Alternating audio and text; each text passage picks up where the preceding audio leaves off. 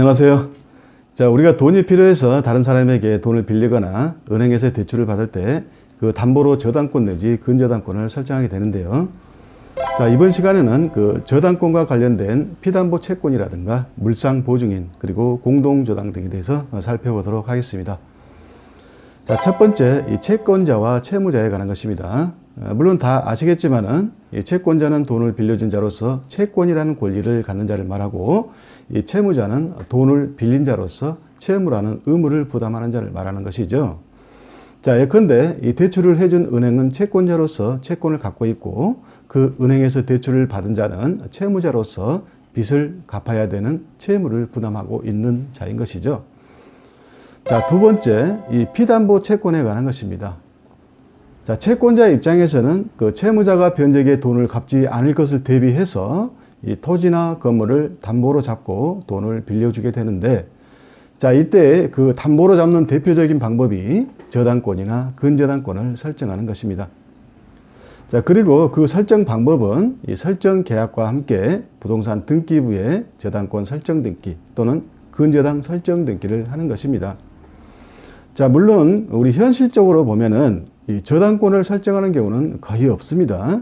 거의 대부분 그 특수한 저당권인 근저당을 설정합니다.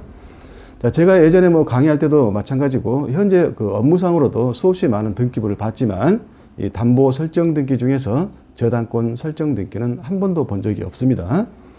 거의 근저당권 설정 등기만 셀 수 없이 많이 봤는데요. 물론 저당권 설정 등기 양식이나 샘플은 제가 봤습니다. 아무튼 그렇지만은 기본적으로 이 저당권이 무엇인지 알아야 그것과 비교해서 근저당의 개념을 명확하게 알 수 있기 때문에, 자, 이번 시간에는 저당권 위주로 설명을 하고, 근저당이 아닙니다. 저당권 위주로 설명을 하고, 다음 시간에는 저당권과 근저당이 어떻게 다른지에 대해서 살펴보도록 하겠습니다. 자, 아무튼 이 피담보 채권이라는 것은요, 이 토지나 건물을 담보로 잡고 있는 채권을 말합니다. 자, 다른 말로 이 담보를 통해서 확보되는 채권을 피담보 채권이라고 하는 것입니다. 자, 그리고 이 담보로 잡힌 토지나 건물을 이제 담보물 이렇게 표현합니다. 자, 사례 1을 보면요. 자, A가 자기 토지 위에 저당권을 설정하고 B로부터 금 10억 원을 빌린 경우에, 자, A는 저당권 설정자로서 채무자이고요. 자, B는 저당권자로서 채권자이고, 그 다음에 금 10억 원이 바로 피담보 채권이 되는 것입니다. 자, 그리고 그 토지는 이제 담보에 제공된 물건이기 때문에 담보물 이렇게 표현하는 것이죠. 자, 채무자가 돈을 갚지 않으면은 이 채권자는 담보물을 경매에 붙여서 그 매각 대금으로부터 후순위 권리자보다 우선해서 피담보 채권의 범위 내에서 우선적으로 배당을 받아가게 되는 것입니다. 자, 이렇게 담보권자가 피담보 채권의 범위 내에서 우선적으로 배당을 받아갈 수 있는 그 권리를 우선 변제권이라고 그럽니다. 그래서 담보물권에 있어서 대표적인 저당권이나 근저당권에 있어서는 우선 변제권이 있습니다. 자, 그런데 이때 그 피담보 채권의 범위는 그 원본은 물론이고요. 대출 원본은 물론이고, 이자라든가 위약금, 그 다음에 지연 배상으로서 지연 이자라든가, 그리고 경매 비용 등 실행 비용까지 포함되는 것입니다. 자, 세 번째, 이 물상 보증인에 관한 것입니다. 자, 토지나 건물의 소유자가 자기 물건을 담보로 잡히고 돈을 빌리는 경우도 있지만은 다른 채무자를 위해서 자기 물건을 담보로 제공해 주는 경우도 있습니다. 자, 이때 다른 채무자를 위해서 자기 물건을 담보로 제공해 주는 자 내지 담보를 설정해 주는 자를 물상 보증인이라고 표현합니다. 자, 물건 위에 보증을 서는 사람이라는 뜻입니다. 자, 쉽게 말해서 자기 물건 위로 보증을 서는 사람을 물상 보증인이라고 하는 것입니다. 자, 사례 2를 보면요. A의 아들 C가 사업자금이 필요해서 B에게 금 10억 원을 빌릴 때 담보로 잡힐 재산이 없는 C를 위해서 A가 자기 토지를 B에게 담보로 제공해 주기 위해서 저당권을 설정하는 경우입니다. 자, 이때 이제 A가 물상 보증인이죠. 자, 이렇게 저당권 설정 등기를 하게 되면 A는 저당권 설정자로서 물상 보증인이 되고, 자, B는 저당권자, 그리고 C는 채무자가 되는 것입니다. 자, 그리고 이제 돈을 갚아야 될 시기, 즉 변제기에 C가 빌린 돈을 갚지 않게 되면, 자, B는 A가 담보로 제공한 그 토지를 경매에 붙여서 그 매각대금에서 우선해서 피담보 채권의 범위 내에서 배당을 받아가게 되는 것입니다.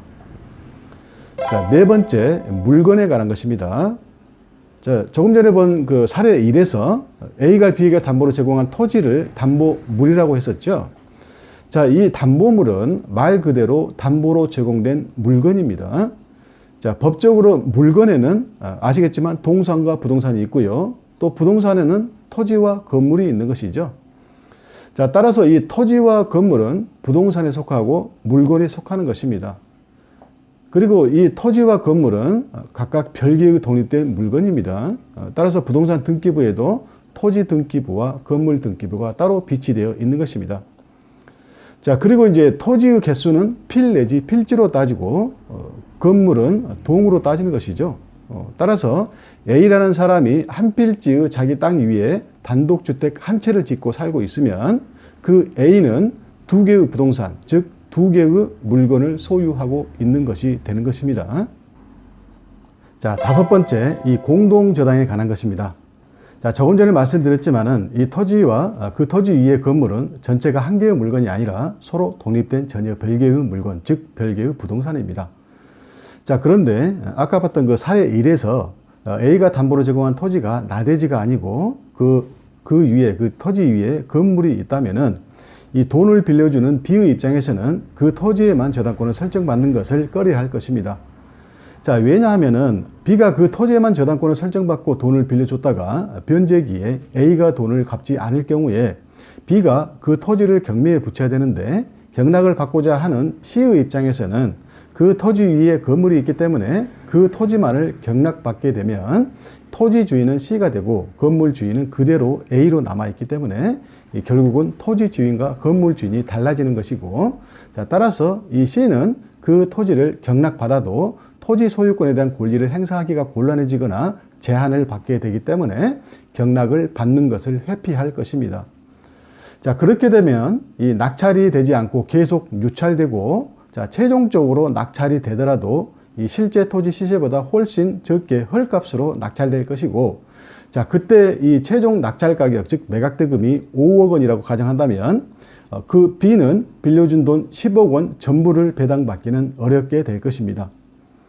자, 따라서 이 돈을 빌려주는 B의 입장에서는 A의 토지뿐만 아니라 그 토지 위에 있는 건물과 함께 저당권을 설정받기를 원할 것이고, 자, 이렇게 토지와 건물이라는 두 개의 물건, 즉 두 개의 부동산 위에 한꺼번에 공동으로 저당권을 설정하는 것을 공동저당 이렇게 표현하는 것입니다. 즉, 이 공동저당이라는 것은 이 동일한 채권을 담보하기 위해서 수개의 부동산 위에 설정된 저당권을 의미합니다. 자, 이러한 공동저당은 토지와 그 토지 위에 있는 건물을 싸잡아서 설정하는 경우가 일반적이겠지만은, 자, 한 개의 부동산만으로는 대출을 많이 받을 수 없기 때문에 대출을 더 많이 받기 위해서 이 수개의 부동산에 공동저당을 설정하는 경우도 있습니다. 자, 즉 여러 필지의 토지 위에 설정하거나 아니면은 여러 필지의 토지와 여러 동의 건물을 한꺼번에 설정하는 경우도 있습니다. 자, 또한 그 저당권의 특수한 경우인 근저당의 경우에도 공동저당을 물론 설정할 수 있습니다. 자, 그리고 그 애초에 이제 처음부터 동시에 공동저당을 설정하는 것을 창설적 공동저당이라고 하고요. 자, 저당이나 공동저당을 설정하고 나서 나중에, 즉 차후에 이 담보물을 추가해서 설정하는 것을 추가적 공동저당이라고 합니다. 자, 화면을 한번 보실까요? 자, 화면에 나오는 것은 이제 건물 등기부에 대한 등기상 전부증명서입니다. 토지가 아니에요. 건물 등기부에 대한 등기상 전부증명서인데, 자, 예전에는 이것을 이제 등기부 등본이라고 했지만은 현재는 이 등기상 전부증명서라고 하는 것이죠. 자, 그 밑에 이제 건물이라고 표시되어 있고, 건물 등기부니까요. 건물이라고 표시되어 있고, 또 그 밑에는 서울특별시 영등포구 대림동 600 몇 번지라고 해서 이 건물의 소재지가 나옵니다.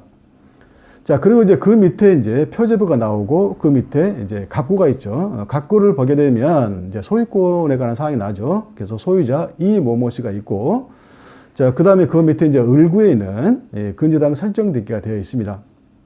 자, 근저당 설정되기 끝부분에 권리자 및 기타 사항란을 보게 되면, 자, 채무자는 이모모씨로 되어 있는데, 자, 위에 그 소유권자 이모모씨와 동일하죠. 그래서 이모모씨가 자기의 건물의 근저당을 설정하는 것입니다.